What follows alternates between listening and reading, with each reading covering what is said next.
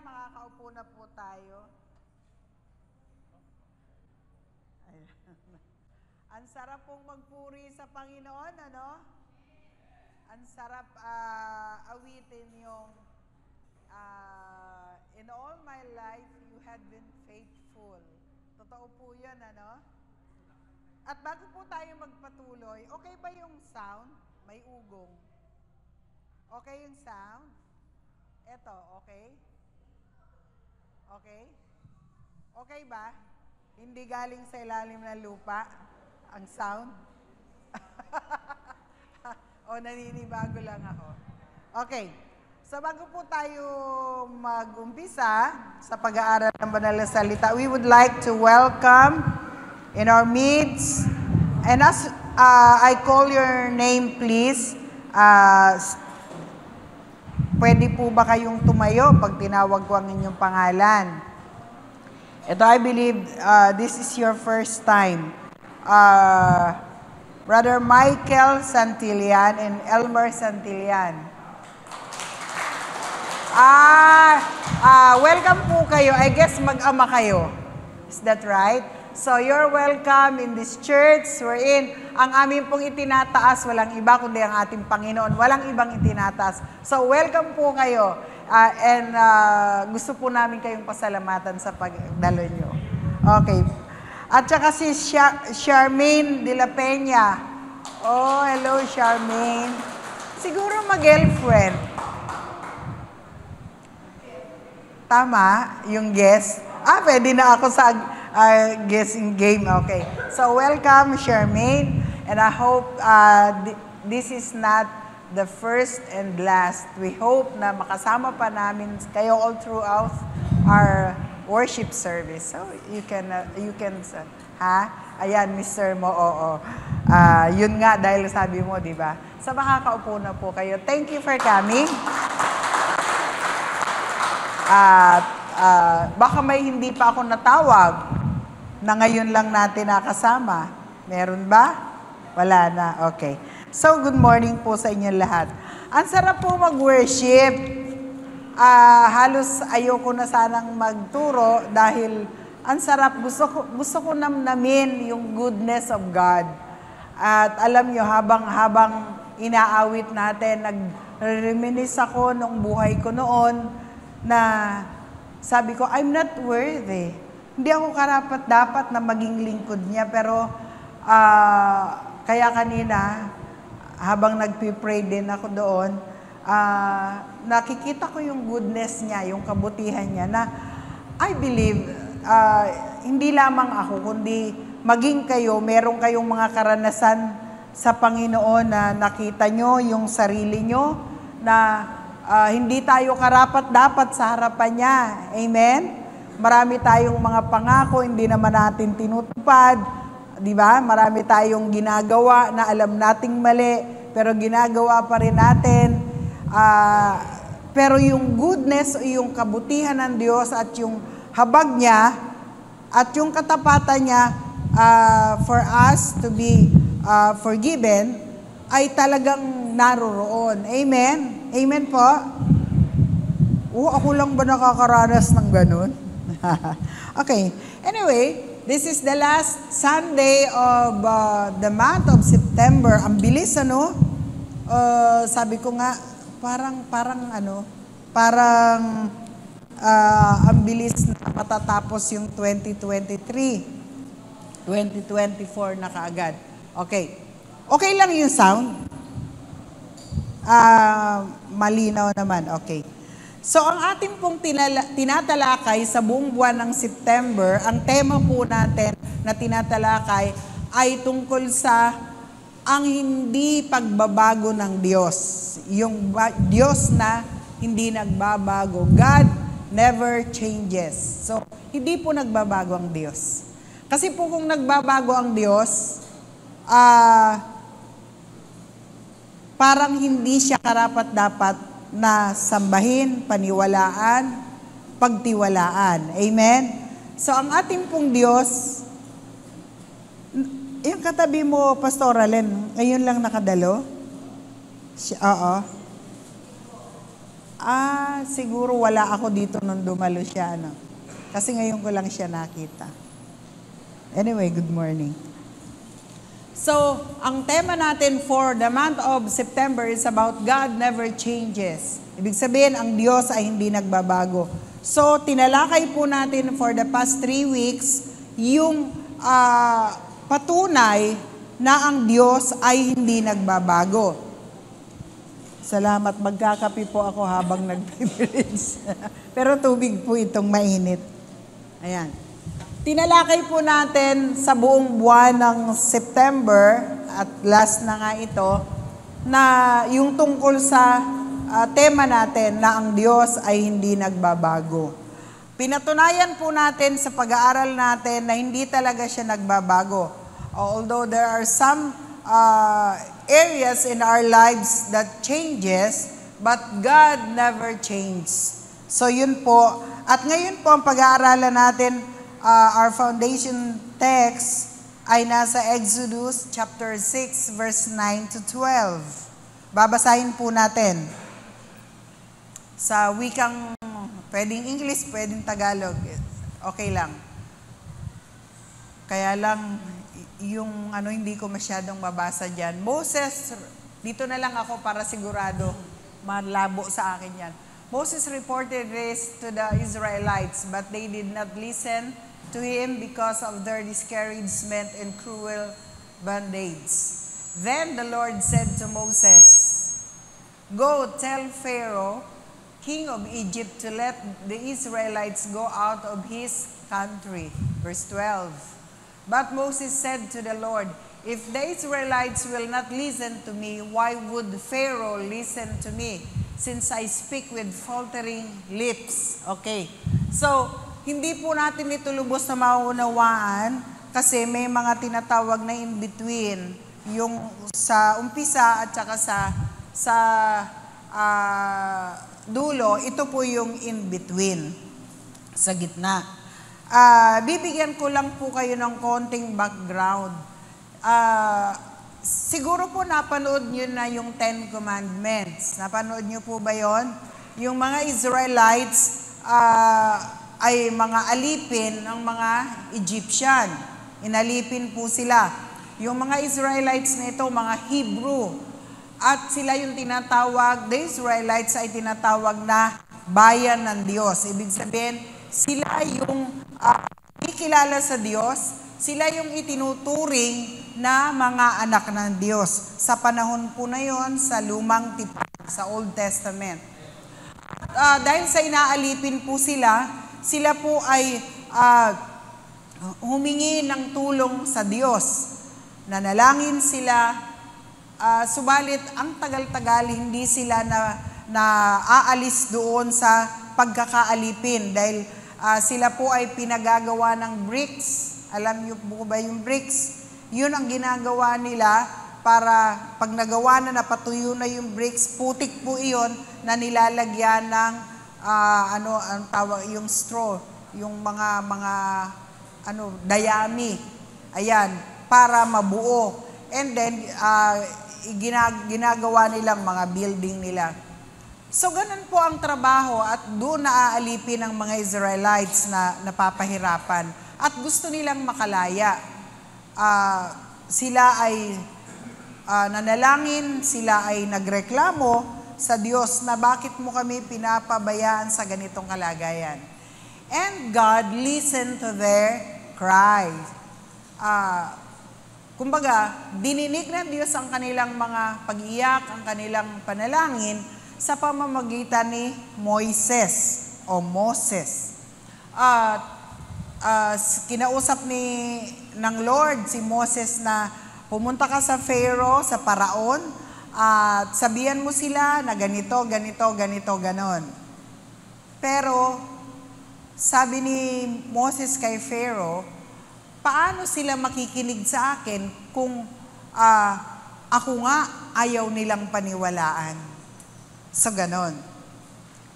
Ayaw nang maniwala ng mga Israelites kay Moses sa sinasabi niya na ako ay sinugo ng Diyos upang kayo ay palayain, alisin dito sa Ehipto at dalhin kayo doon sa promised land o yung lupang pangako, na yung panahon na yon, ang pangalan nitong lupang pangako na to ay Canaan o Kanaan sa Tagalog. At itong Kanaan na to, sa panahon ngayon, ito yung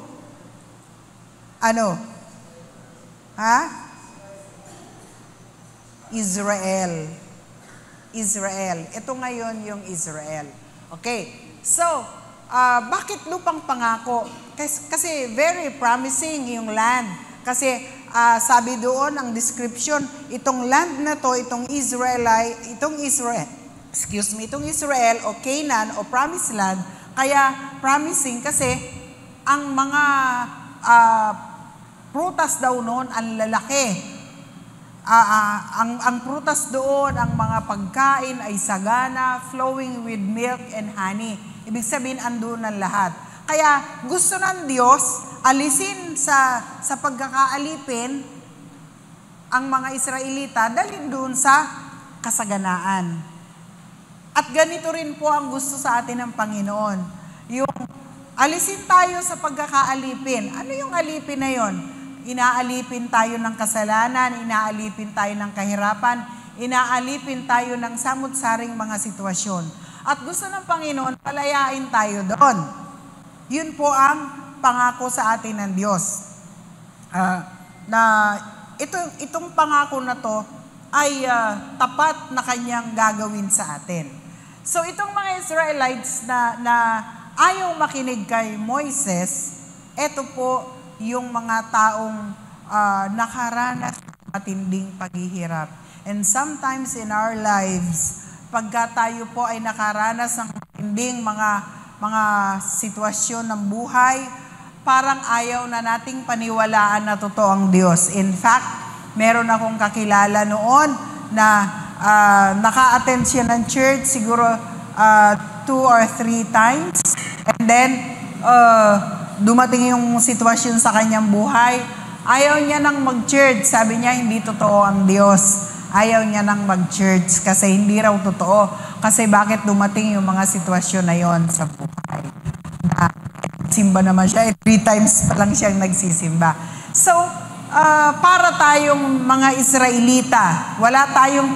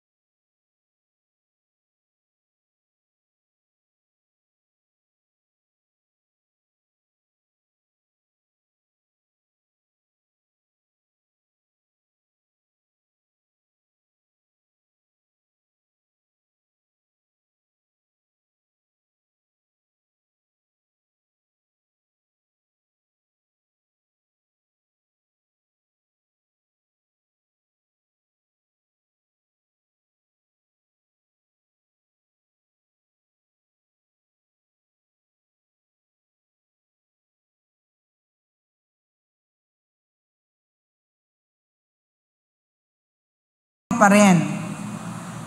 Gusto ko ring ipaalala, there are times na may mga problema, na grabing problema, na nagpapaulit-ulit sa buhay natin, na parang hindi nagbabago dahil rin sa kagagawa natin. May mga sitwasyon sa buhay natin na hindi nagbabago, paulit-ulit, yun pa rin, hindi nagkakaroon ng solusyon dahil na rin sa ating wrong choice or wrong decision in life. Tayo ang may gawa. Tayo ang may problema. At minsan, O kadalasan, kaya ito hinahayaan ng Lord na magpaulit-ulit for us to learn, para matuto. Because sometimes, pagka hindi tayo nahihirapan, we ignore o binabaliwala natin yung mga bagay-bagay. Kaya minsan, hinahayaan ng Diyos. Iba po yung hinahayaan. Iba po yung ginugusto niya na mangyari. Kundi hinahayaan niya na mangyari dahil may itinuturo sa atin ng Panginoon. Yun po. But, eto pong pag-aaralan natin, yung kung paano tayo magtatrust, magtitiwala sa Diyos. Even tough times don't change. Sa mga nangyayaring matitinding panahon ng kahirapan, sitwasyon sa buhay, parang hindi nagbabago. So ito po ang tatalakayin natin. Ang introduction po natin from Exodus chapter 6 verse 12. When Moses gave God's message to the people, ayan, they were so discouraged to listen. Nung ibinigay ni Moises yung salita ng Diyos sa mga Israelita, sila po ay discouraged. Kaya ayaw nilang makinig. Bakit? Taon ang binilang nung sila po ay nahihirapan, inaalipin, hinahagupit ng mga Egyptian. At nang dumating si Moises, sabi ni Moises, si Moises po kasi, if you know the story, si Moises, anak siya ng Hebrew, ng Hebreyong mga magulang. Tapos, lumaki siya sa piling ng Paraon. Alam niyo po ba yon? Alam niyo, panuorin niyo, subukan niyo panuorin ulit yung 10 Commandments. Ako 3 times kong pinanood. Nung una, hindi pa ako Christian nung pinanood ko. Tapos, nung maging Christian ako, pinanood ko twice. Naging malinaw at magandang panoorin para akong andoon sa panahon na yun. Si Moises po ay lumaki sa piling ng Paraon. Kaya, nung sinabi ng Diyos kay Moises na, Moises, ikaw ang magpapalaya sa mga Israelita, at sabihin mo sa mga Israelites, nung nagsabi siya sa mga Israelita, hindi siya pinaniwalaan. Kasi isa ka sa mga nagpapahirap sa amin noon, dahil nasa Egypt siya noon eh. Nagbinata siya, lumaki siya, nag-aaral siya sa Ehipto, sa piling nung nagpalaking Egyptian na anak ng Paraon. Kaya nung nagsalita siya na ako magpapalaya sa inyo, ito ang sinabi sa akin ng Diyos, hindi sila naniniwala. They are so discouraged. Masyado silang, kumbaga, dismayado na, ikaw, ganon. So tuloy tayo. The Hebrews didn't want to hear any more about God and His promises because the last time they listened to Moses, all they got was more work and greater suffering. So ito po, nung sila ay nakinig noon tungkol sa sinasabi ng Diyos na ganito, palalayain kayo, ang naranasan nila, mas lalong pahirap, hagupit. Lalo silang napahirapan. Ang ibig sabihin, imbis na maranasan nila yung pangako na makakalaya, parang kontra o baliktad pa ang nangyari. So, there comes a time na sa buhay natin ganon, inaasam natin yung blessing, pero parang sasabihin pa natin, the word malas. Di ba? Kaya, ganito po ang nararanasan ng mga Israelites. They're so discouraged at parang pakiramdam nila, hindi totoo yan sinasabi mo, Moises. So, ituloy natin. Sometimes a clear message from God is followed by a period when no change in the situation is apparent. Ayan. Minsan yung malinaw na mensahe mula sa Diyos, yung panahon na parang walang pagbabago ito sa ating mga sitwasyon at lalo pa itong parang nagiging malinaw pa nga na parang parusa lang ito, hindi talaga blessing o hindi talaga kalayaan, hindi talaga pagbabago. Minsan ganun, parang imbis na maging malinaw na pagbabago, parang malinaw na lalong pahirap. Tuloy natin. During that time, seeming setbacks may turn people away from wanting to hear more about from God. Ituloy na natin. Ayan, okay. So, ibig sabihin, nung mga panahon na yon, parang yung mga kabiguan na nararanasan nila, parang ito ang nagpapalayo sa kanila para wag nang makinig sa Diyos. Di ba? Kayo ba? Minsan ba, kumbaga, hindi ko naman kilala yung iba sa inyo, no? O karamihan. Pero minsan, nagtataka lang ako, yung tinatawag na trying times of our lives, yung parang hirap na hirap tayo talaga, yung hindi na natin alam ang gagawin. Minsan may mga tao na imbis na lalong lumapit sa Panginoon, lalong lumalayo sa Panginoon. Imbis na pagka nasa panahon tayo na talagang hirap na hirap tayo, dapat talaga sa Lord tayo lumapit, di ba? Lalong ibigay natin ang ating sarili sa Panginoon.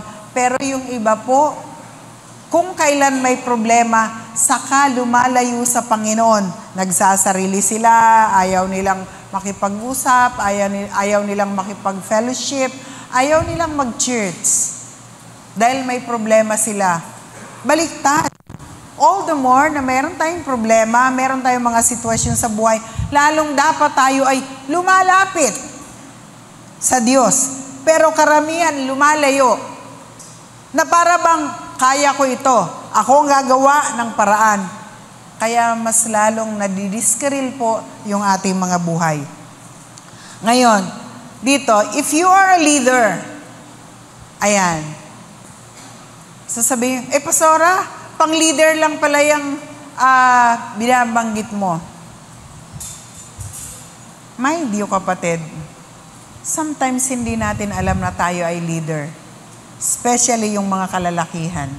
Kayong mga kalalakihan, kayo po ay leader ng inyong pamilya. Hindi po natin alam, kayo po ay itinayong leader, ama ng tahanan, the family. Para pangunahan ang inyong pamilya. Pangunahan para dalhin sa Lord ang iyong pamilya. So you are a leader. Kaya wag nating sabihin na, Pastora, pang-leader lang yan. If you are a leader, don't give up.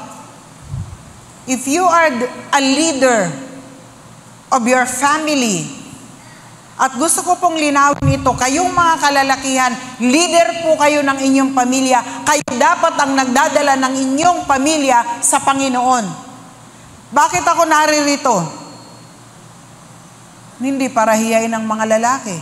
Kundi i-encourage kayo, i-motivate kayo na kayong mga lalaki, you're much better to lead. Kung pwede lang kayo ang mag-preach dito. Dahil kayo ay itinayong leader. Kaming mga babae ay support. Pero wala akong magagawa, itinayo ako ng Lord. Lahat po tayo ay leader. Bakit po? Ang mga lalaki, leader ng family. The second leader of the family is the wife to lead the children while the father is away.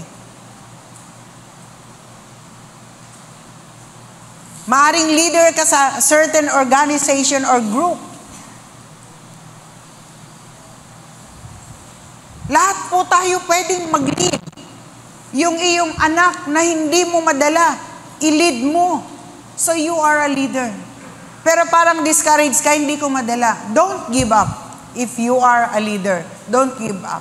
Think how hard it must have been from Moses to bring God's message to Pharaoh when his own people had troubles believing it. So dito kapatid, si Moises, siya ang itinalaga ng Diyos na maglilid, mangunguna sa mga Israelita para palayain mula sa pagkakaalipin. Pero napakahirap bilang leader na yung kanyang ililid mismo, ayaw maniwala sa kanya, pagkatapos makikipag-usap pa sa pinakamataas. Pharaoh is parang katumbas ng hari o katumbas ng presidente. Kung ikaw hindi ka pinaniniwalaan ng iyong pamilya, paano pa maniniwala yung presidente sa sinasabi mo? Di ba? So it's hard. Mahirap. But, ayan. Eventually, ayan. Yung kasunod na tayo. Ayan. Keep bringing people God's message as Moses did. Magpatuloy lang tayong dalhin yung mensahe ng Diyos katulad nung ginawa ni Moses.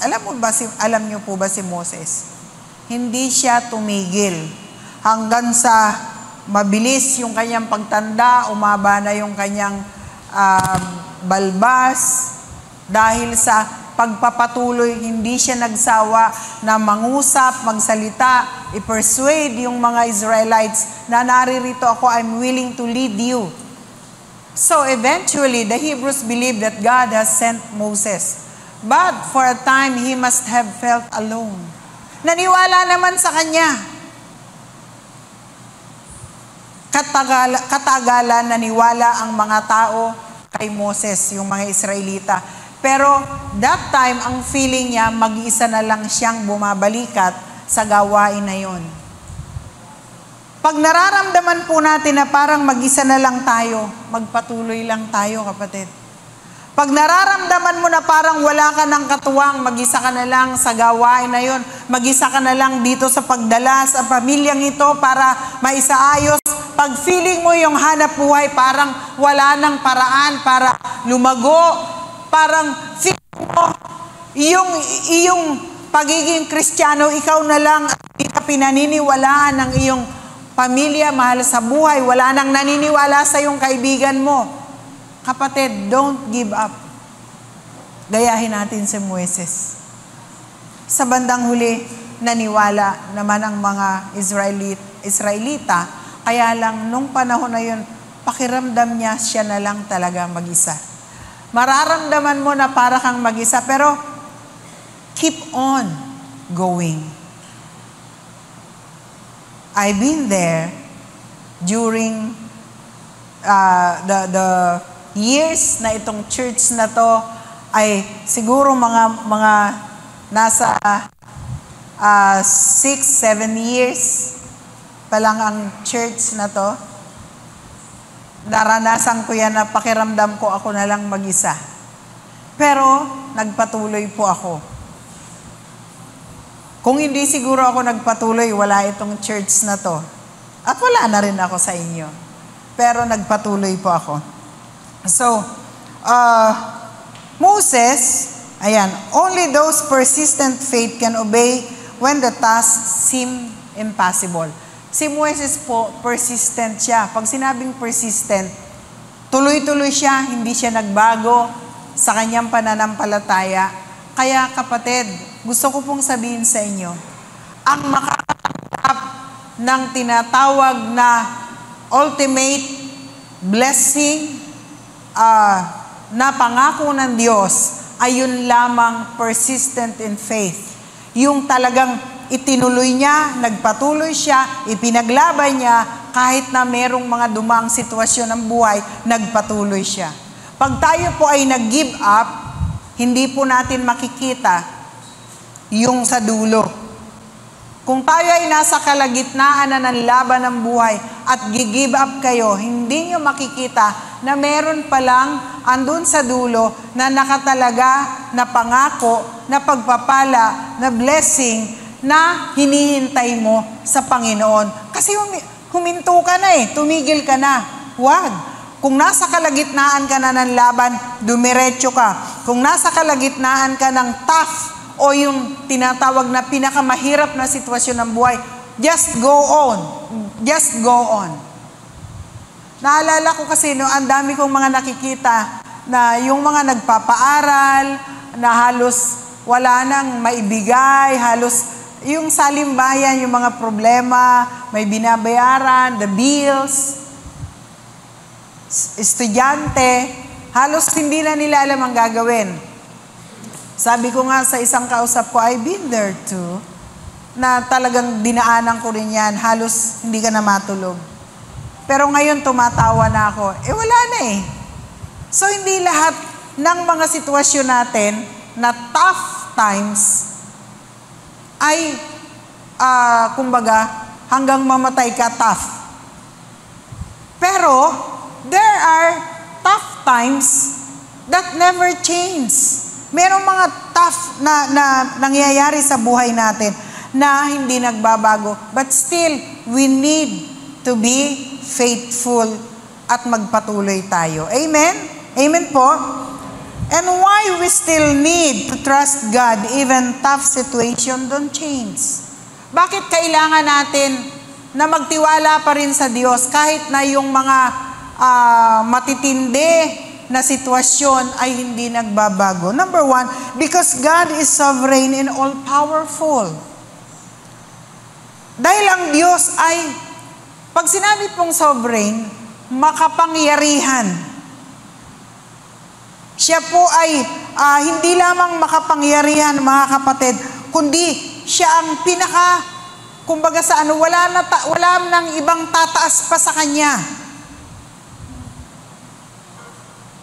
Kahit si Satanas, bow sa Kanya. Saludo si Satanas sa Diyos. Kahit na nakagagawa sa buhay natin si Satanas. Baka sabihin niyo sa akin, Pastora, ibig mo sabihin, may nakakakilo sa akin si Satanas? Yes. Alam niyo ba sa umagang ito, may mga pagkakataon na yung iba sa inyo gustong mag-church, pero pinapaypayan ni Satanas ang mata para wag kayong bumangon at wag kayong mag-church. Yung iba sa inyo, andito, pero inaantok. Pinapaypayan ni Satanas. Bakit? Para wag mong marinig ang mensahe na ito na magbibigay sa iyo ng encouragement.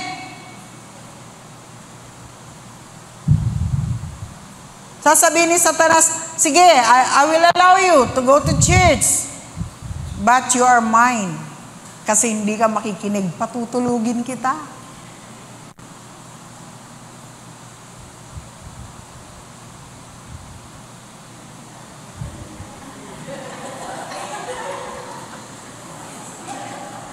Ba't kayo natatawa?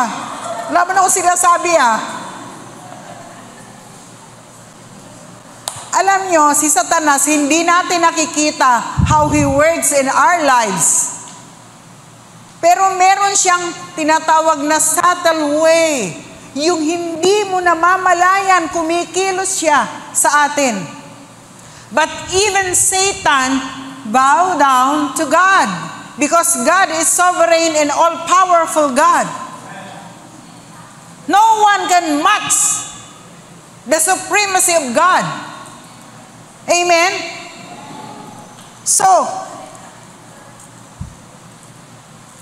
gusto ko pong basahin natin itong kaya lang ang haba, wag na. Ang haba. Pero ito po, ipinakikita dyan, nakalagay dyan, Exodus chapter 4, verse 6 to 16, 6 verse 1 to 13, 28, 7, 1. Ito po ay readings. Kung babasahin nyo, kung paano pinakita ng Diyos ang kanyang kapangyarihan, yung kanyang kapamahalaan. So, letter A, God is supreme over all rulers, all historical events, and hostile forces. So, ang Diyos po, pag sinabing supreme, kaya nga meron tayong Supreme Court. Pag sinabing supreme, pinakamataas na korte. Meron tayong Supreme Court wherein kung merong mga tinatawag na mga kaso, hindi, natapos na doon sa local, kunwari sa probinsya, dadalhin sa pinakamataas na korte sa Supreme Court. At pagka yun ay dinesisyon na ng Supreme Court, wala na, tapos na. Dahil yun ang pinakamataas. Ganon din, our God is sovereign.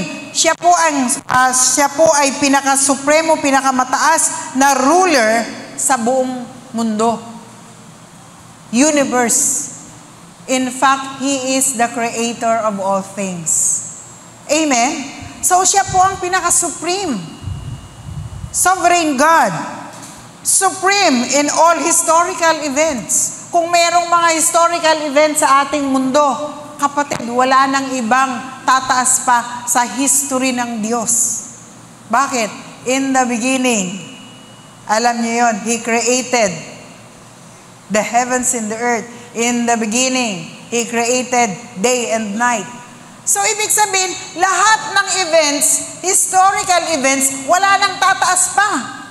Amen? Kaya pwede nating pagtiwalaan ng Diyos in all aspects, sa lahat ng aspeto ng buhay natin.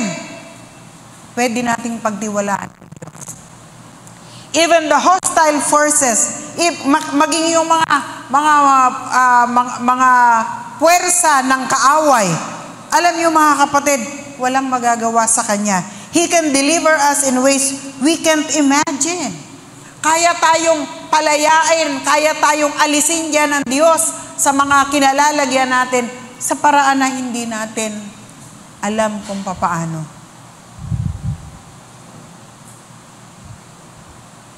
Naalala ko, kami ni Brother Nelson noon, nagpapaaral ng estudyante na isanla namin yung house and lot namin. Dahil nga nagpapaaral, yung hanap buhay namin naman parang pangkain lang. When he retired from the office, wala na siyang sweldo monthly. So nakadepende na lang kami doon sa maliit na tindahan.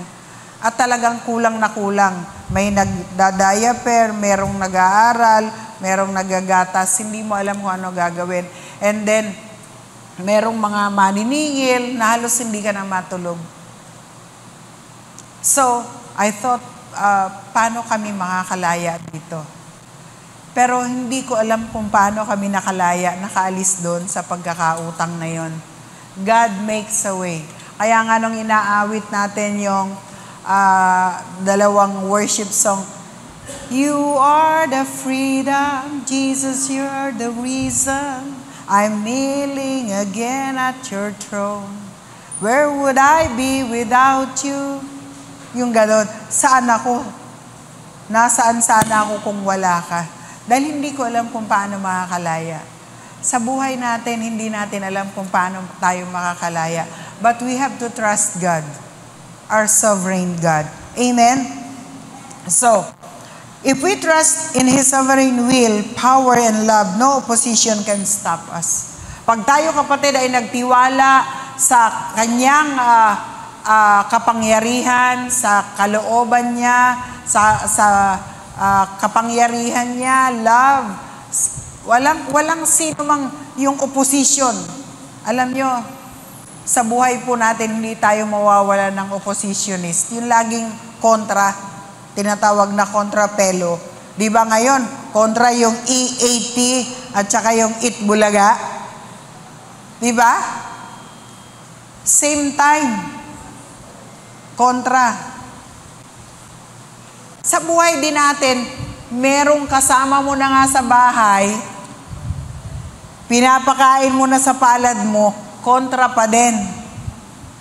Mga kontrapelo na tinatawag. Pero alam niyo mga kapatid, wag po tayong bibigay. Wag po tayong mag-give in sa mga ganyan. Instead, we have to trust the sovereign will and power of God. Why?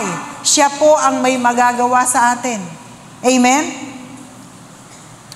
No one can counter God's sovereign will. Wala pong pwedeng magkontra, wala pong pwedeng lumaban sa kapangyarihan ng Diyos, sa pinakamataas na kalooban ng Diyos sa atin. He can make a person powerful, He can harden the heart of a person just like the Pharaoh. So, alam niyo, ang kapangyarihan ng Diyos, pwede niyang yung tao na mahina, pwede niyang gawing malakas, pwede niyang gawing makapangyarihan. Meron ba kayong alam na ganyan? Tingnan niyo si Manny Pacquiao. Di ba? Manny Pacquiao is an example. Bakit? Tingnan niyo, ano lang ba ang buhay niya noon? Wala nga silang makain eh. Boksingero, kailangan magpabugbog para magkapera. Pero ano ngayon? Siya. Di ko lang gusto nung pumasok sa politika. Pero yung buhay niya, from rag to riches, iyon po yung nagagawa ng kapangyarihan ng Diyos. Di ba? Tuwing lalaban siya, umuupo siya para manalangin. Bago yung laban, umuupo siya manalangin. Pero noon, hindi pa siya born again noon. He was in the Catholic, but God sees the heart of Manny Pacquiao. Kaya nung nakita ng Diyos yung purity of heart, nakakilala siya sa tunay na Diyos. Naging born again siya. Ngayon, nung hindi na siya politiko, nagpipreach na siya. Nangangaral na siya. Kasi, mayroong plano ang Diyos eh. The sovereign will of God. Kaya niya yung walang-wala magkaroon, yung walang kapower-power magkaroon ng kapangyarihan. At yun nga, yung kaya rin ng Diyos na patigasin ang puso, just like the Pharaoh. Sabi ng Diyos kay Moises, patitigasin ko ang puso ng paraon na yan. Bakit? Dapat sana lumambot. Alam ng Diyos na hindi lalambot ang puso ng paraon para sa kanya na manampalataya sa Diyos. Pero patitigasin niya dahil yung pagtigas ng puso niya ng paraon, iyon naman yung may gagawing himala ang Diyos para palayain yung mga Israelita at makita ng paraon na talagang totoo yung Diyos nila at para may magawang himala ang Diyos through Moses. Ano ba yung ginawang himala sa pamamagitan ni Moises? Pagkumpas ng baston ni Moises, ano nangyari? Nahati ang dagat, di ba? Nalala nyo yon? Kung nanood kayo, kung hindi pa, panoorin nyo yon. Isang kumpas sa utos ng Diyos. Ibinigay ng Diyos yung tungkod kay Moses na nung ilagay ng ganyan para ipakita kay Paraon, nagiging ahas. Pagka dinampot, magiging tungkod. Iginanyan sa dagat, nahawi ang dagat. So, kahit na yung kahit na yung tao, kayang patigasin ng Diyos ang puso. Dahil gusto lang ng Diyos ipakita yung kanyang himala, yung kanyang kapangyarihan. So, dito mga kapatid, back to our, yung letter B. He can harden the heart of a person just like the Pharaoh. He can multiply miracles and wonders.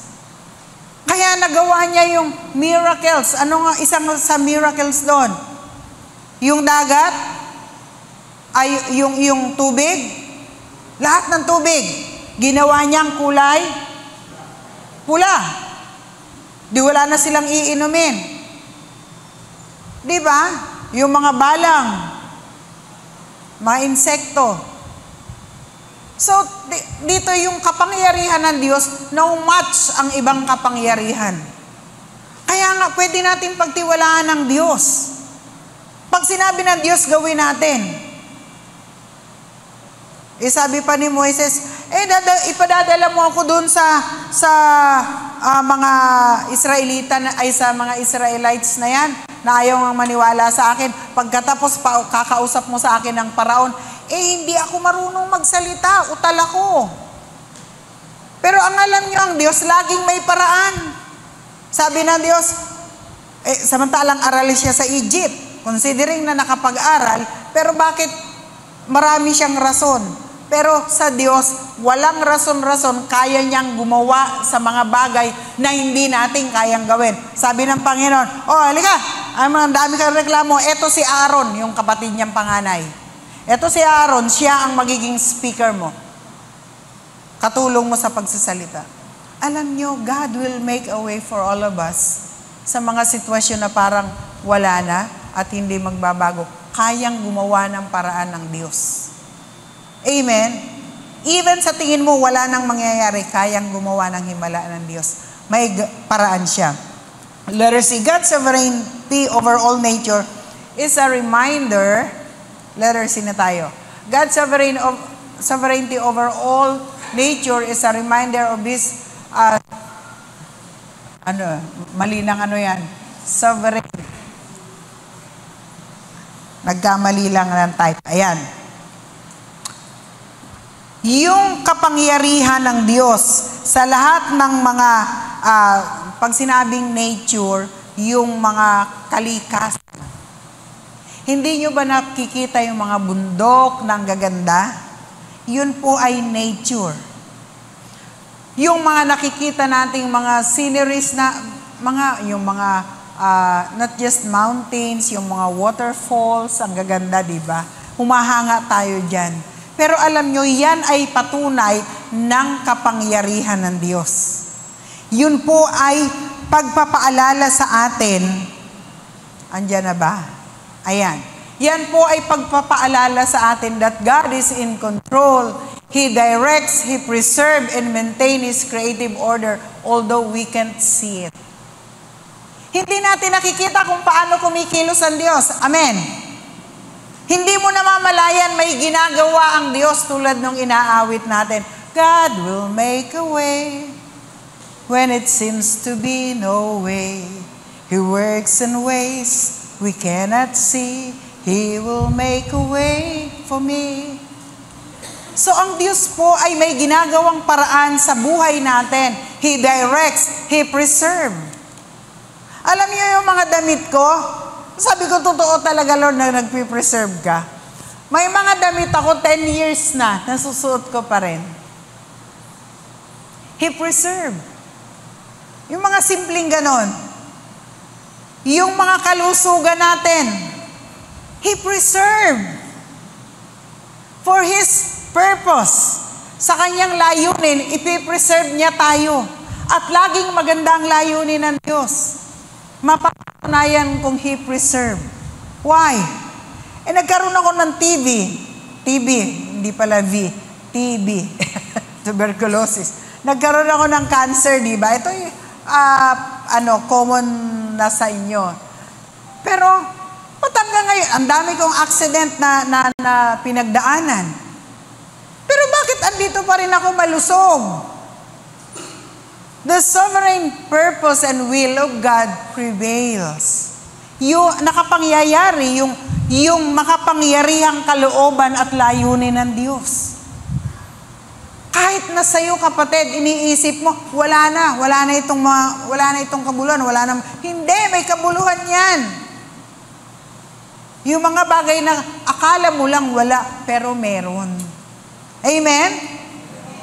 Kaya kapatid, hindi man natin nakikita, pero ang Diyos ay gumagawa according to His creative order. Pag nag-create kasi, pag lumikha ang Diyos, nasa ayos. Hindi niya pwedeng sirain yung kaayusan na kanyang create o ginawa. Kaya lang tayo matigas ang ulo. But we have to trust God. In times na merong, ba't hindi ako makaalis dito sa sitwasyon na to? Ba't parang hindi nababago? Ang Diyos may ginagawa, hindi mo lang nakikita. Napansin ko lang, pag yung isang bata lumalaki, parang ang tagal lumaki. Nasa bahay mo, lagi mo nakikita, parang ang tagal lumaki. Pero yung ibang darating na bisita, oy, ang laki na! Kasi hindi mo madalas kasama, kaya nakikita mo yung nagugulat ka sa biglang paglaki. Tayo naman na lagi nating nakikita sa araw-araw, parang hindi lumalaki. Di ba? Kasi araw-araw nakikita mo. Pero alam nyo, gusto ko pong sabihin sa inyo, na sa buhay natin, hindi natin alam may ginagawa ang Diyos. Kaya lang sanay na tayo na, walang mangyayari dyan. Let's not judge the situation. May mangyayari dyan. God has its own timing for everything. Amen. Tinalakay natin yon last month. Amen po ba? Kaya wag tayong mainip. Just keep on trusting God in His sovereignty and power. Amen. So, meron pa pala. Ang haba pala ng mga ano ko dito. God is divinely governing the moral and political affairs of the people as well. Ito, kapatid. Alam nyo, dahil sovereign ang Lord, pinakamataas, pinakamakapangyarihan, lahat po ay napapamahalaan niya. Maging yung affairs ng politika, alam nyo ba, sa palagay nyo ba, yung na-elect na presidente si Duterte, walang alam doon ng Diyos? Alam ng Diyos yun. Kahit na sinasabing, bakit masama ang na-elect? Di ba sabi noon si Duterte, masama kasi mura ng mura. Hinayaan ng Lord na maitayo ang presidente yan. Ang baba ng moralidad niyan. Pero alam niyo ba, kapatid, kung bakit naitayo siya? Merong purpose ang Diyos. Kasi ang mga tao, reklamador.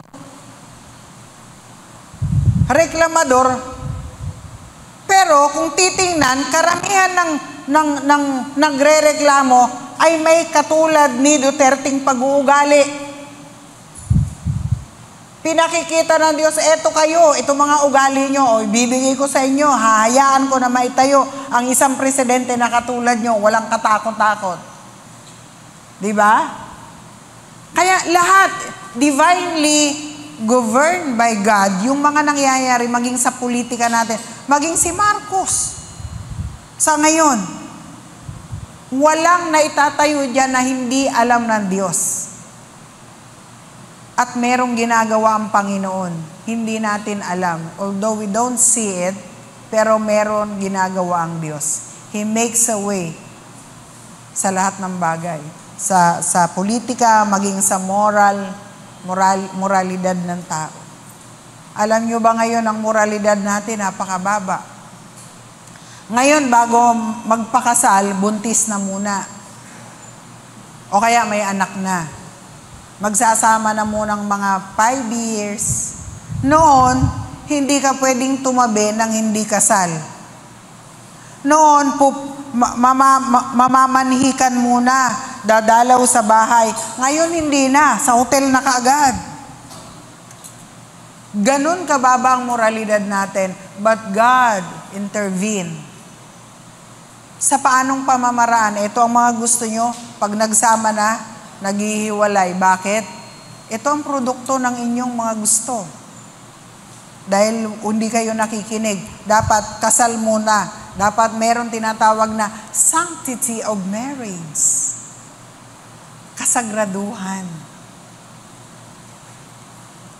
Hindi po ako nagpapatama. Sinasabi ko po yung katotohanang nangyayari sa lipunan. But because God is all-powerful, meron tayong consequences na mga nararanasan base doon sa mga mali nating ginagawa na hindi based doon sa sovereign will of God. Amen? Naunawaan niyo po ba ako? So magtiwala tayo sa Diyos. Okay, number 2. Why do we still need to trust God even tough situation doesn't change or don't change? Because God is the master planner of everything. Siya po ang master planner. Siya po ang ating Diyos na nagplano ng lahat ng bagay. Ito, diretso na natin. Letter A. God's plan can make use of our mistake. God's plan incorporate people mistake. Diyan po sa Genesis chapter 45 verse 4 to 8, pwede nyo pong basahin kung paano yung mga karanasan na nagkakamali. So ano po ang gusto kong puntuin dito sa God's plan can make use of our mistake. God plans to incorporate people's mistake. Kapatid, lahat po tayo ay nagkakamali. Amen. Lahat, kaya nga may word tayo na akala. Pag sinabing akala, sa ating perception, sa ating pananaw, sa ating pangunawa, tama ito. Pero, kalaunan, mali. Because we did not consulted God. Hindi natin kinonsulta ang Diyos, kaya gumawa lang tayo ng desisyon. It turned out mali. At yun po yung mistake.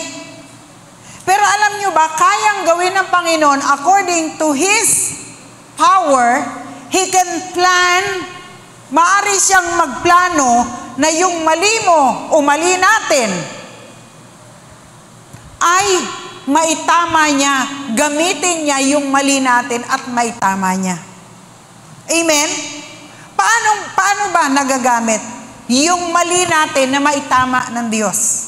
Pagka kasi tayo ay nagkamali na, nasaktan, nahirapan doon sa desisyon na ginawa natin, na mali, ito po pala ay nagagamit ng Diyos para tayo ay maitama, magkaroon ng tinatawag na realization na mali, kaya ayoko na itong gawin. Sa susunod, hindi ko na ito ulitin dahil ako lang ang mahihirapan, ako lang ang masasaktan, ako lang ang mapapahiya, kaya hindi ko na ito gagawin. God's plan can make use of our mistakes. Ibig sabihin, kayang magamit ng Diyos yung mali natin, mga pagkakamali natin, mga pagkukulang natin, kaya niyang gamitin para sa ikabubuti natin. Because God is our master planner. He can incorporate, pwede niyang isama yung ating mga pagkakamali para sa plano niya na maganda para sa iyo at para sa akin.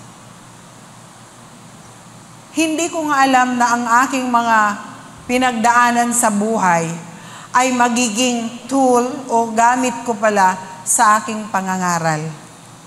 I have so many experiences na hindi ko alam na magagamit ko pala sa aking paglilingkod sa Diyos.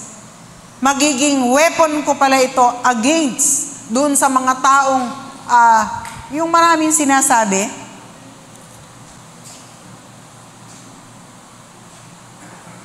Kaya kapatid, maging ang mga mali, sabi natin, ay, lagi ka na lang nagkakamali. Alam nyo mga kapatid, masakit na magkamali. Kasi pag nagkamali tayo, madalas napupulaan tayo. Di ba? Sinisisi tayo pag nagkakamali. Pero kahit sa mga pagkakamali natin, pwedeng merong magandang outcome ito ayon sa ating master planner. Kaya niyang i-incorporate, kaya niyang isama yon. Amen? Nagkamali kasi ako, kaya ayoko na ulit yan. Ayoko nang gawin yan. Napahiya ako, nasaktan ako, kaya ayoko na. Di ba? So, na-incorporate, na isasama ng Diyos. Kaya ang ating master planner, pwede po nating pagtiwalaan. Amen? He works in ways we cannot see. Awitin po iyon, yung God will make a way. So, we are foolish to try to fit God into our world. Andyan ba yan? We are foolish. Ayan. Pag sinabi pong foolish, ano yon? Sad to say, this is the word mangmang. Tayo po ay mangmang kung ipipilit natin na ihulma ang Diyos ayon sa ating hulmahan. Ang laki ng Diyos. Saan natin siya ihuhulma? Sa hulmahan natin? Wala nga tayong siguradong hulmahan kung ano ang buhay natin eh. Hindi natin kayang ilagay dito ang Diyos sa ating kamay. Hindi natin kayang imolde, i-shape ang Diyos ayon sa gusto natin. Pero ang Diyos may hulmahan at tayo dapat ang mag-fit in sa kalooban, sa layunin ng Diyos. Kaya lang tayo, pinipilit natin, gumawa tayo ng mga desisyon sa buhay ayon sa gusto natin at pati ang Diyos gusto nating pasundin. Ganito tayo. Paano yan? Lord, nagtayo ako ng negosyo. Pagpalain mo ang negosyo ko. Ano yung negosyo mo? Beer house. Ipananalangin natin na pagpalain yung negosyo na beer house. Kalooban ba ng Diyos ang beer house? Di siyempre hindi. And yet you pray, Lord, pagpalain mo ito. Do you think pagpapalain ng Lord yun? Maraming mga sinirang tahanan. Yung negosyong ganun. Diba? Pero Lord, pagpalain mo. Dapat, bago ka magtayo ng negosyo, sabi sa Proverbs chapter 3, 5 to 7, trust in the Lord with all thine heart, and lean not on your own understanding. In all your ways acknowledge Him, and He will direct your path. Ang problema, imbis na i-acknowledge siya, Lord, ano ang magandang hanap buhay? Anong magandang pagkakitaan? Ano ang gagawin ko? Hindi, gagawa na tayo on our own. Diba? Meron tayong master planner, master architect, pero hindi natin isinasubmit yung ating mga gustong mangyari. Ang gumagawa na tayo ang nag-a-architect, tayo ang nagpaplano, and then we try na approval ng Diyos. Hindi. Dapat, humingi muna tayo, Lord, gusto kong maghanap buhay. Lead and guide me. Direct me. Diba? Lord, ito ang gusto kong mapangasawa. May fear of the Lord. May takot sa Diyos.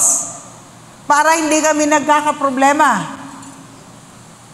Pagdating sa church, meron akong kilala eh.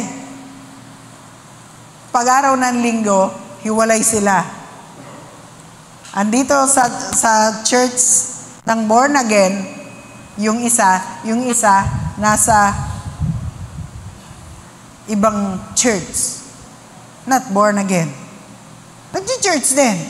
Kaya lang magkaiba sila. The question is, saan mo dadalhin ang bata, ang anak, para lumaki na yung upbringing ng batang ito lumaki na merong fear of the Lord. Merong takot at pagsunod sa Diyos, may pagmamahal sa Diyos. Saan mo dadalhin? Dalawa kayo magkaiba. So kahit sa pag-aasawa, dapat iyon ay kinukonsidera na, Lord, help me. But of course, marami sa atin nag-asawa na. But thanks God na itatama tayo. Amen? So, let us always consult our master planner. Huwag nating isipin na, bahala na ang Diyos. Ano niya ako? Hindi. Pero kahit nagkakamali tayo, gumagawa pa rin ng paraan ng Diyos. Pero huwag ito ang pagbatayan natin na, hindi bale, gagawa ako ng gagawa, kahit na gusto ko total, ang Diyos naman gagamit. Hindi.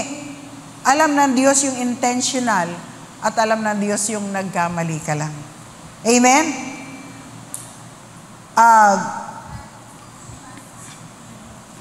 Ano pa? Meron pa? Ayan.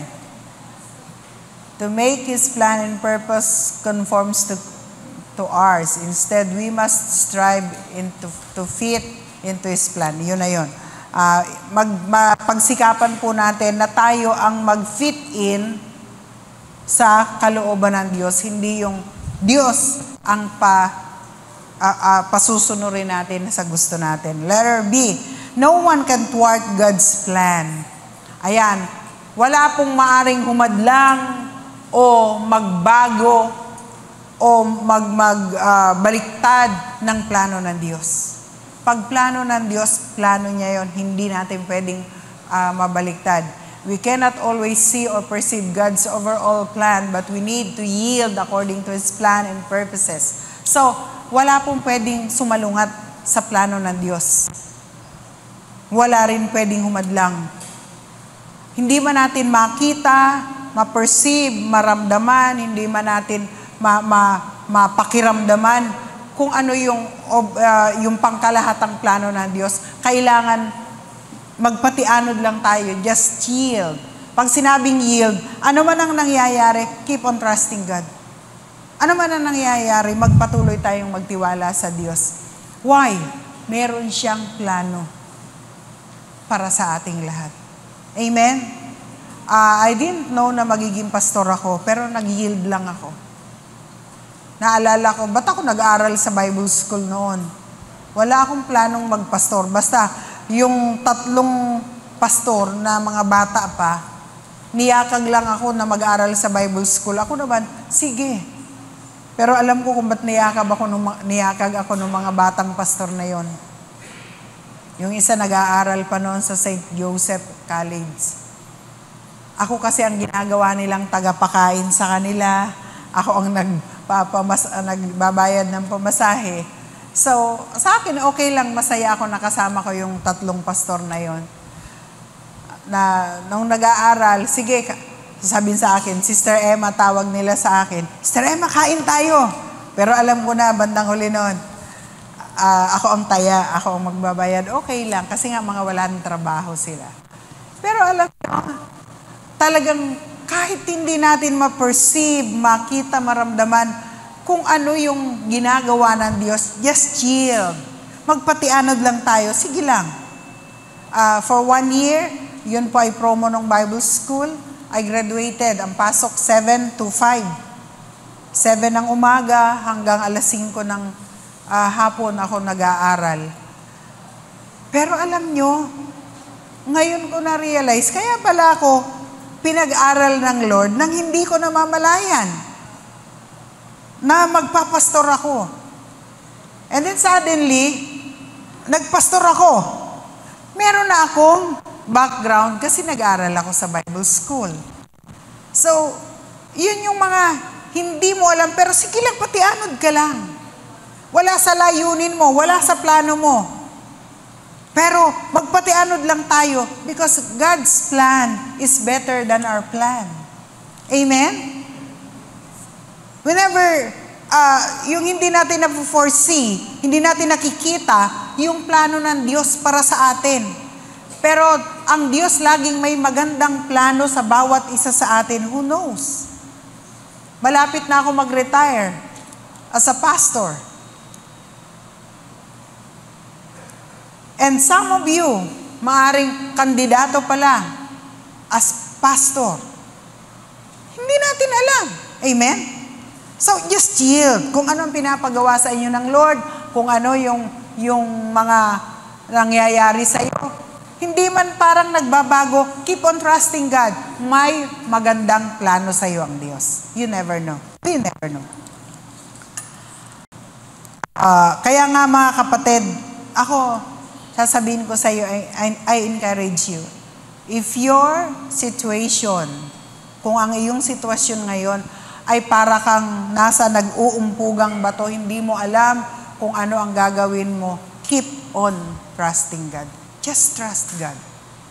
Because God's promise to us is, I will never leave you nor forsake you. I will be with you always, at all times.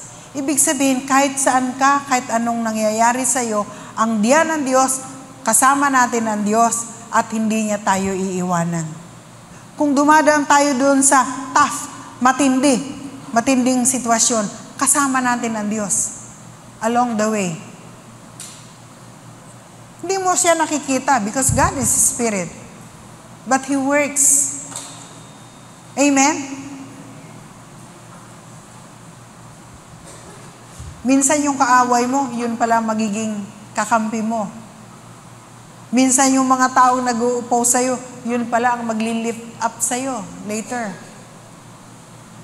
Kasi nakita mo ang ugali niya, ang sama-sama, pero biglang naging mabait siya at naging mabuti sa'yo. Ma-amaze ka. How come? Because that is God's word. Amen? Ang dami kong patotoo na pwede kong ibigay sa inyo. Kaya lang, abutin tayo bukas, hindi matatapos. Okay. So, number 3, why we need to trust God even our tough times, yung mga tough na sitwasyon, yung mga matitinding sitwasyon, parang hindi naman nagbabago.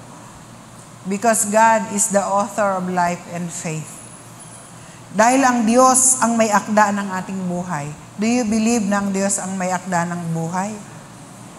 Yes. Even the doctors, nag-aral ng 10 taon ang mga doktor na yan. Ang expertise nila, pagalingin ang may sakit. Pero pagdating doon sa tinatawag na terminal, wala na silang magawa. It's beyond their capacity. Ano ang sinasabi nila? Ipagpasa Diyos. Ibig sabihin, they are limited. But we have the unlimited God who can perform in our lives beyond. Higit sa mga nakikita, nararanasan natin. Kaya nga magpatuloy lang tayo, siya ang may akda ng buhay. When God created us, nung nilikha tayo ng Diyos, kalakip doon yung pangako, kalakip doon yung pagpapala, kalakip doon yung mga nais niyang magandang mangyari sa atin. Sino ba naman, sabi ko nga, sino ako? Yung kino-compare ko yung iba, ito ang dapat na magpastor, ito dapat ang kasi siya magaling, siya nakikita ko maganda ang buhay niya. Ako tingin ko, I'm not worthy. Pero alam nyo ba, yung mga hindi karapat-dapat minsan, yun ang pinapaging dapat ng Diyos na maglingkod sa Kanya. Katulad ni Apostle Paul. Si Apostol Pablo, kilala nyo? Dapat basa-basa rin pag may time.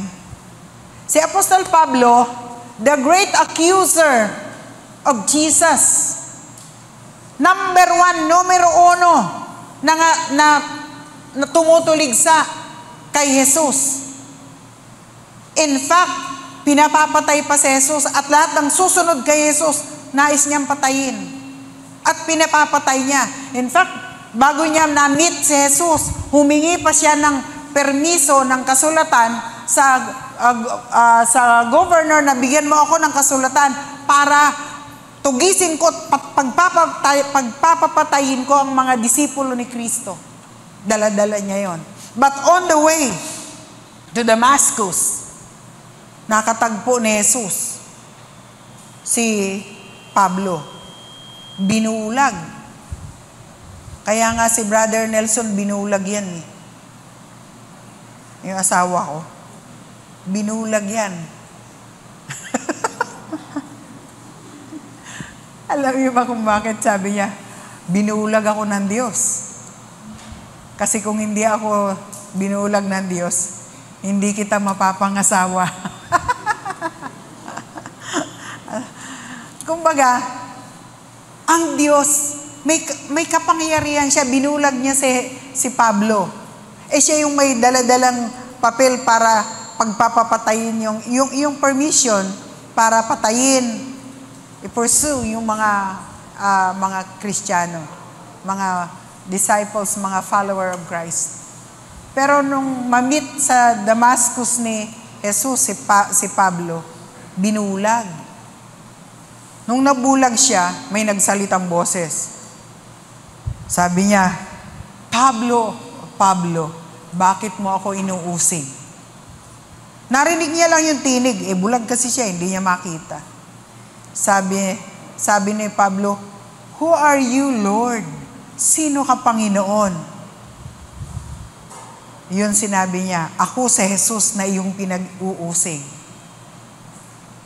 Kita nyo, kayang gumawa ng himala ng Diyos para yung iyong kaaway, yung umuusig sa'yo, ay makipagbati sa'yo.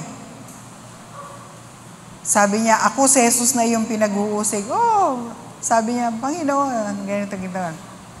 Ngayon, sabi ng Panginoon kay Pablo, pumunta ka sa ganito, inutusan pa siya ni Jesus. Pumunta ka sa ganito. Siya ang magpapabalik ng iyong paningin.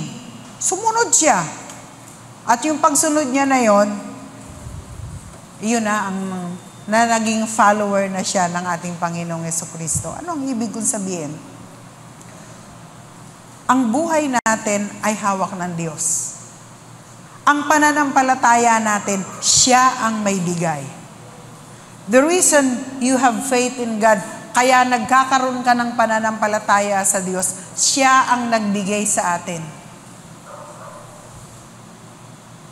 Ang totoo, kahit naman andito kayo, kung hindi ibibigay sa atin, sa inyo ang pananampalataya na yan, hindi nyo gugustuhin bumalik dito.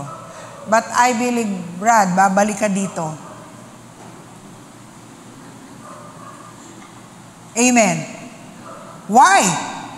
Because I believe God put in your heart the faith to believe in Him. Do you believe? Yes. Nakita kita kanina, umaawit ka. And I will sing of the goodness of God. Pinanunod kita kanina. Sabi ko, ay, umaawit siya. Hindi ko alam na ngayon ka lang nakadalo sa ganitong Ngayon, is this your first time? What about you? Is this your first time? Dumadalo ka na. Charmaine, this is your first time. I believe God put faith in your heart today. Why? Ikaw, bakit ka dumadalo? Ha? Dumadalo ka na sa ganitong gawain. So, isinama mo si Charmaine. This is the will of God for you. Why? Nais ng Diyos na iisa lang ang inyong faith. Amen? Amen? So, give glory to God. When God put faith in our hearts, no one can hinder it. Walang pwedeng maghinder dyan. Bakit? Ang sabi ng Diyos, alam niya kung sino yung Kanya. Kasi inilagay niya ang pananampalataya sa kanya, sa puso ng taong iyon. Kaya alam niya kung sino ang Kanya. Alam niya yung hindi Kanya. Yung Pharaoh, hindi Kanya yon. Why? Pinatigas ng Lord yung puso eh. Dahil alam na ng Diyos na hindi Kanya yon, na hindi mananalig, kaya pinatigas na ng Lord ang puso. Pero tayo na, inilagay ng Diyos ang pananampalataya, hindi pwedeng patigasin ang puso. Amen? Amen po? So, asa na tayo? Letter A, when tough circumstances arise in our lives and doesn't change, we immediately doubt our eternal security and faith. Alam niyo, hindi ko mabasa dito. Pati ito hindi ko mabasa. Dito nga ako.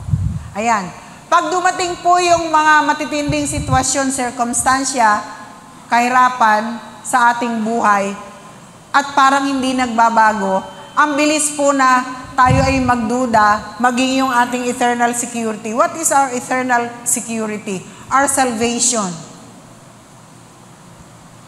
Ang ating kaligtasan. Saan ba tayo dapat ililigtas? Sa eternal hell. And that is eternal death. Sa walang hanggang kamatayan, yun po yung eternal hell. Ibig sabihin, walang hanggang impyerno. Meron pong impyerno. At yung mapupunta doon, yun po yung makakaranas ng second death. Pero tayo pong nanampalataya, if you believe and accept Jesus Christ as your Lord and Savior, mayroon kang tinatawag na eternal security. That eternal security It doesn't mean na hindi ka mamamatay. Eternal security is this, na you will no longer experience the second death. What is second death? Alin yung pangalawang kamatayan? Yun po yung sa impyerno na tinatawag sa maikling salita. Pero pag dumarating yung mga sitwasyon sa buhay natin, nakakalimutan natin that we have eternal security with God. Na-secured tayo, insured tayo. Ang ating assurance ay ang Diyos. Bakit? Ang Diyos po, our eternal life begins the moment we believe and receive Christ as our Lord and Savior. Nagsisimula po yung eternal life natin. Ito po ang ini-aim natin, eternal life. Yung tinatawag na kaligtasan natin, salvation natin. Lahat tayo mamamatay, physically. But though mamamatay tayo physically, spiritually, buhay tayo. Pero yung wala po sa Panginoon, sila ay mamamatay physically and spiritually patay. Bakit? Their relationship with God ay hiwalay. Pero tayo po na tumanggap sa ating Panginoong Hesus, ang relasyon natin ay intact. Pero pag dumating yung sitwasyon, nagdududa tayo sa eternal security natin. Huwag tayong magduda. Because our eternal life begins the moment we believe and receive Christ as our Lord and Savior. We don't need to worry about it because we have given eternal life by God Himself. And it guaranteed by the blood of Jesus and His resurrection.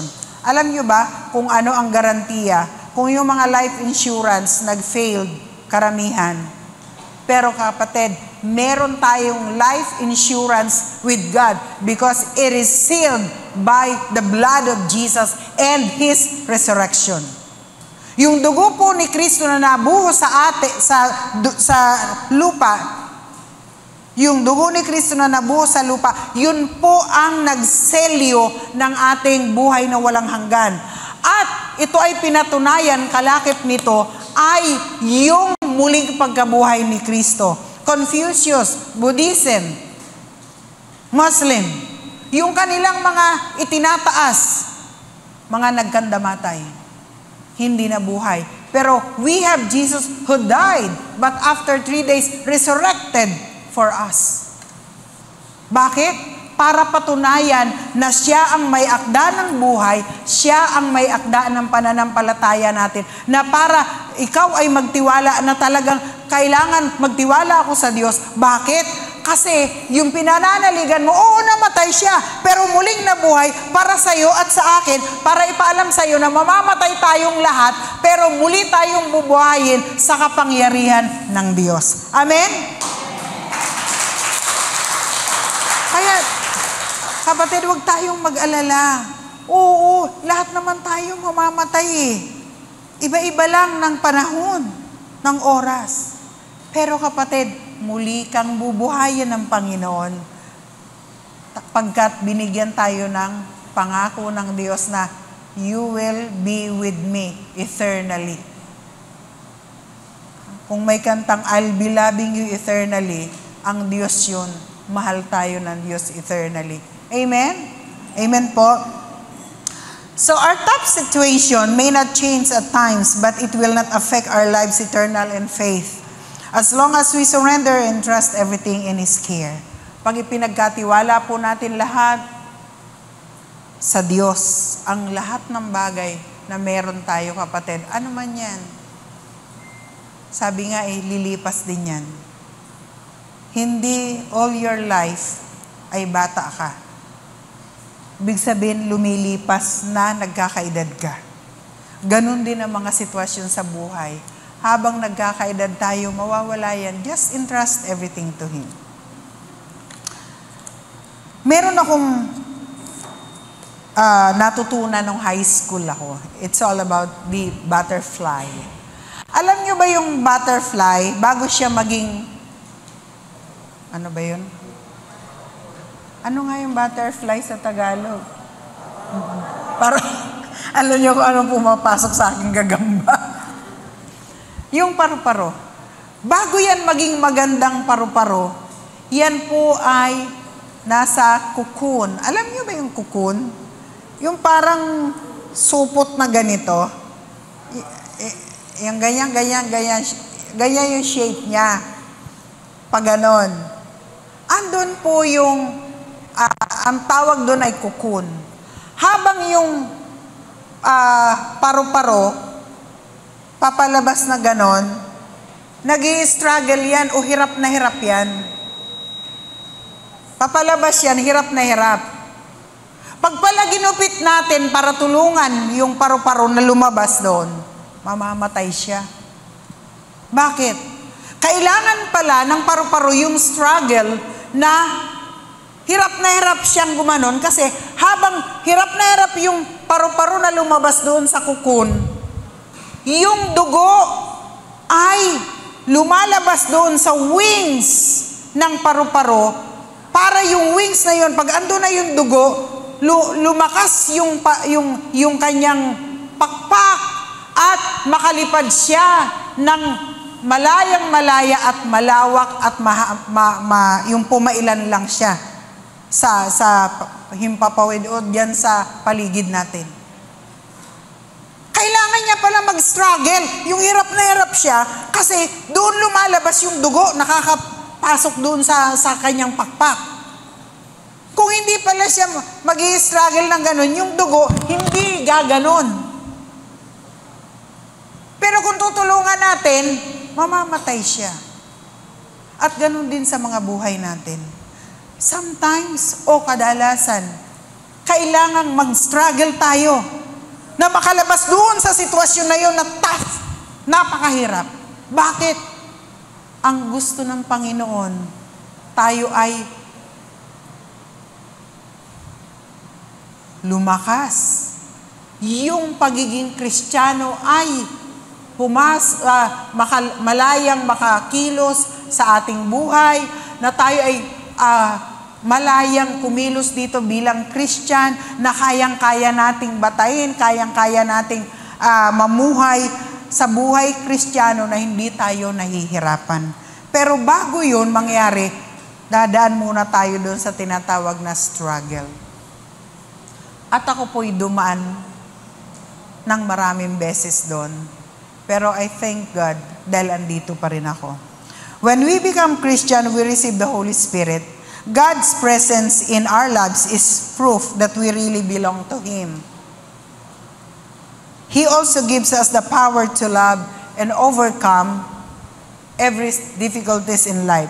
We should rely and trust on the power of God. He is the El Shaddai, the Almighty God who can provide everything we need in life. Pag sinabi pong El Shaddai is a Greek word na ang ibig sabihin, Almighty God. Na ang ibig sabihin ng Almighty God, yung El Shaddai, para itong isang mother na ninonorish niya ang kanyang anak na lumaki sa pamamagitan ng po-provide ng milk through breast. Pag sinabi pong El Shaddai, ibig sabihin, ang Diyos po ay kayang i-provide, gawin lahat ng ikabubuti ng lahat ng pangangailangan natin, nourishment with regards to Christian life. Kaya nga mga kapatid, we can trust our El Shaddai even we are in the tough situation that seems never change. Amen? Amen po. So mga kapatid, gusto ko kayong tanungin. Kaya nyo bang pagtiwalaan pa rin ang Diyos sa kabila ng iyong nararanasan ngayon? Yes. Kanino pa ba? Ang doktor nga, pinagpapasa Diyos tayo eh. Saan tayo pupunta? Direkta tayo sa Diyos. Amen? So tayo po'y magsitayo. Meron bang special number? Wala. Tayo po'y magsitayo.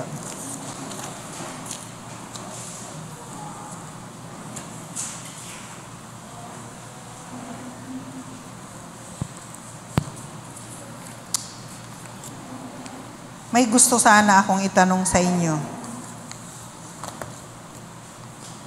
Kung naandito ba ang Diyos ngayon,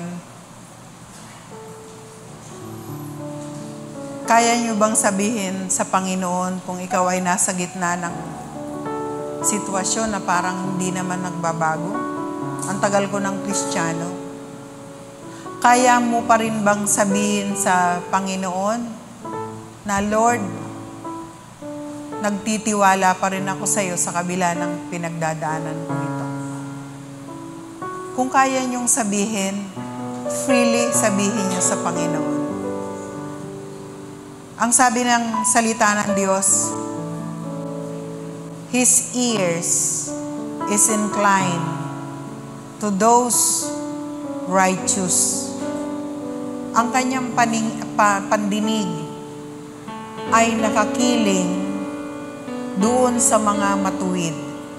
And His eyes, ang kanyang mata, ay nakatingin doon sa kanyang mga anak na sa Kanya ay nagtitiwala. Kung tayo po ay nagtitiwala sa Kanya, ano man ang pinagdadaanan mo, at ano man yung plano mo sa sa buhay, God knows everything. Because nothing can be hide from God. Nothing is hidden from Him. So, kung walang may tatago sa Diyos, kapatid, might as well, bigay mo na lahat sa Panginoon. Surrender everything to Him. Michael and Elmer and Charmaine, would you like to receive Christ as your Lord and Savior? Okay. Ang sabi ng Biblia, pag may isang kaluluwa na tumanggap sa Panginoon, libu-libong anghel ang nag-aawitan sa langit. We don't see angels, but they could see us. At nagbubunyi sila sa inyong pagsabi na gusto niyong tanggapin si Jesus. It will not harm you anyway by accepting Him. Mas pa, mapagpapala kayo. Dahil ang pananampalataya nyo sa Panginoon, hindi nyo tinanggap yung mga material na bagay, tinanggap nyo the whole promises of God, including the life eternal. So, congregation, let us pray for them. Aming Diyos na makapangyarihan sa lahat, kami po ay nagpapasalamat sa pagkakataong ito to usher these three children of yours that I believe, Lord, you put faith in their hearts. Kaya na-declare nila ngayon, they're willing to receive you as their Lord and Savior. Father God in heaven, I will lead them sa pagtanggap sa iyo. Panginoon, ikaw po ang kumilos as I lead them to you. Brother Michael, Elmer, and Charmaine, please raise your hands to God. This is not a ritual, but this is an act of surrender to God. And as I lead you to prayer of acceptance, please repeat after me. Sumunod po kayo sa aking panalangin. Ito ay panalangin pagtanggap. Sundin niyo po ito. Panginoong Jesus, ako ay lumalapit, nagpapakumbaba. Inaamin ko na ako'y makasalanan. Ako ay nagkulang sa maraming bagay. Subalit sa oras na ito, lumalapit ako sa iyo ng buong puso at buong pagpapakumbaba. Patawarin mo po ako. Linisin sa aking mga pagkakasala. Inaanyayahan kita na pumasok sa aking puso at isipan, at ikaw ang maghari sa aking buhay. Sa pangalan ni Jesus, Amen. Ako na lamang po ang mananalangin sa inyo. Panginoong Jesus, sa oras pong ito, nagpapasalamat kami dahil alam ko, Lord, na ikaw ay nakatunghay sa aming kalagitnaan, and you heard the prayer of acceptance of Brother Michael and Brother Elmer and Charmaine. Lord, na sila po, Panginoon, ay tunay na sumusurrender sa iyong harapan, sa iyong kapangyarihan in the midst of this congregation as a witness. Father God in heaven, ikaw po ang kumilos sa kanilang buhay. Lord, na sila ay patuloy na magkaroon ng kauhawa na makinig ng iyong salita at magkaroon sila ng pagnanais na ikaw ay sambahin, pasalamatan at aralin ang iyong mga salita. Panginoon, pangunahan mo sila sa kanilang buhay, O Diyos. At sila, Panginoon, ay maging kabahagi ng iyong iglesia, ng iyong katawan, Panginoon. Because we believe, Lord, you are the head of this church. Kaya, Panginoon, we are your body. Kaya, Panginoon, ang maging kabilang sa iyong katawan ay isang pagpapala. Kaya, Lord, we welcome them in your kingdom. Kaya, Panginoon, thank you so much. Ikaw po ang magpala sa kanilang buhay. In Jesus' name. Hallelujah. Panginoon, marami pong salamat because we believe this morning you are with us. From our praise and worship up to the last, Panginoon, alam namin na andito ka. Kaya, O Diyos, ang lahat po ng iyong mga anak na naririto, alam ko, Lord, na ikaw ay nakatunghay sa amin ngayon. Alam ko, Lord, na walang may lilihim, walang may tatago sa iyo. Alam mo, Lord, ang pagdaramdam ng iyong anak. Alam mo, Lord, ang kanyang pighati. Alam mo, ang kanyang pangangailangan. Alam mo, Lord, ang kanyang nararanasang hirap. Alam mo, Lord, ang kanyang karamdaman. Alam mo, Lord, ang kanyang pain na pinagdaranasan. Alam mo, ang kahihiyan, Panginoon, na kanyang pinagdadaanan. Panginoon, wala pong maililihim sa iyo. Kaya, Panginoon, marami pong salamat sa iyong kabutihan. Maraming salamat sa iyong dakilang katapatan. Maraming salamat, Panginoon, sa iyong habag. Pagkat hindi man kami karapat-dapat, Lord, pinapaging dapat mo kami. Because of your Son, Jesus Christ, we are unworthy, Lord. Pero kami, Lord, ay pinaging dapat mo na tawagin mong anak. Kaya, Panginoon, salamat sa iyo. Salamat sa iyo, O Diyos. Magtitiwala pa rin kami, Panginoon, sa kabila ng aming nararanasan. Hallelujah. Hallelujah. Panginoon, sa umaga pong ito, maging ang mga magbe-birthday, Lord, pinagkakatiwala po namin sa iyo. Lord, ang magdiriwang ng kanilang mga anniversary. Lord, you know, kilala mo ang mga nagbe-birthday ngayon. Kilala mo yung magbe-birthday sa mga susunod na araw. Because you give them life, O God. Ikaw, Panginoon, the reason we can celebrate birthday, because you are with us. Lord, hindi ka nagkukulang. Kaya, Panginoon, salamat po sa panibagong araw, sa panibagong taon, sa mga magdiriwang ng kanilang kaarawan. Salamat po sa panibagong taon ng anniversary, Panginoon, at pagyabungin mo pa po ang pagsasama ng mag-asawa. Panginoon, sa oras na ito, O God, itinataas namin ang aming kamay sa iyo. All of us, raise our hands to God. Lord, as we surrender our will sa iyong harapan, Panginoon, ang aming pagtaas ng kamay ay tanda ng aming pagsuko sa iyo at pagpapasakop, na wala kaming magagawa kung hiwalay kami sa iyo. Pagkat kami ay may limitasyon. May limitasyon ang aming kalakasan. May limitasyon ang aming pananaw, paningin. May limitasyon ang bawat isa sa amin. But you are the all-knowing and powerful God. You are the unlimited God. You are the infinite God, Panginoon. You are the God na may magagawa sa amin.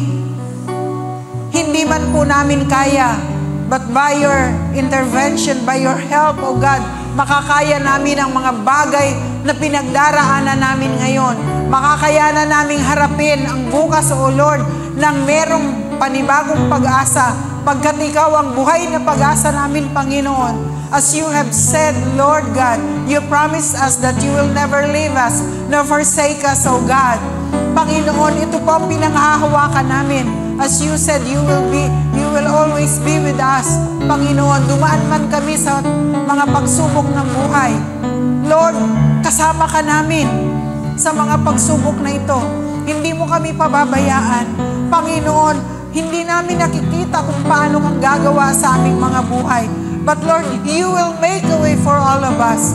Lord, kung paano hindi ka namin nakikitang gumagawa. Umaasa kami, Panginoon, na isang araw,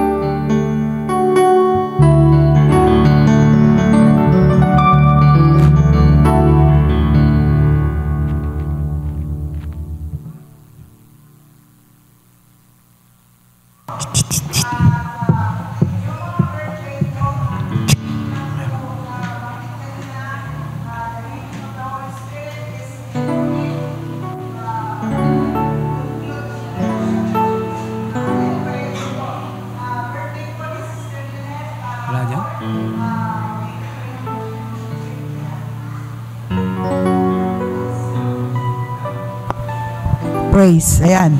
Wala na po akong microphone. Ano na po, bumigay na. Ayun po. Birthday po ni Sister Nanette kahapon. Happy birthday. Belated. At sino pa yung mga my birthday? Si Jewel Rain. Ayan. Happy birthday, Rain. Ayan. Sa 25, si 21? Ano yun? Yung mata ko talaga may diferensya. 28. Happy birthday in advance, Sister Tess. Ayan. September, ano yan? 26, 28? 28. Happy 28. anniversary. Anniversary din po pala ng mag-asawang Pastor Jen. Rosel. Oy, happy anniversary. Ayan. Ilang taon na kayong naglolokohan? Joke lang. Okay. At announcement po, umupo po kaya muna tayo. At 27th anniversary po ng church on October 8. Ito po, October 8, anniversary po. Ibig sabihin, 27 years na itong church dito. Sa October 8, that is second Sunday of October, gaganapin po ito dito at 2 p.m. Alas 2 po ng hapon ang ating pong anniversary. Ayan. Kaya pupunta po tayo before 2 p.m. because we will start 2 p.m. sharp. Kaya andito po tayo. Ayan. At ang meron daw pong color coding sa damit. Ano nga yung color coding? Ayan po, sa mga babae, yan po, pastel colors, yan po yung mga kulay ng damit. Ako meron pong nagbigay sa akin ng damit. Ayan. Ito po yung mga kulay ng damit. Pero, ayan, wag nyo pong isipin na paano kung wala kaming ganong kulay ng damit, hindi na lang kami attend. Hindi po. Yun po kung gusto nyo po at meron kayo. You don't need to buy kung wala naman pambili. Ayun po. Basta ang mahalaga, dumalo po kayo sa anniversary. Amen. Sa lalaki naman po, ito po ang mga kulay. Gray, dark, ayan, black. Ayan, yan po ang kulay. Sa anniversary po yan. Sa darating na Sunday, first Sunday, hindi pa. Yung susunod na Sunday, yun na po ang anniversary natin. So, yan po ang mga damit. Ano pa? Wala na? No more? So, yun po. Prayer meeting, ipinangaanyaya pa rin po natin ang prayer meeting this coming Wednesday at 6 p.m. Yung pong pag-aaral, isususpend ko muna yung pag-aaral natin. Yung mga nag-aaral, suspendido muna yung pag-aaral natin dahil baka mag-giveaway ako doon sa planning. Baka ko na lang.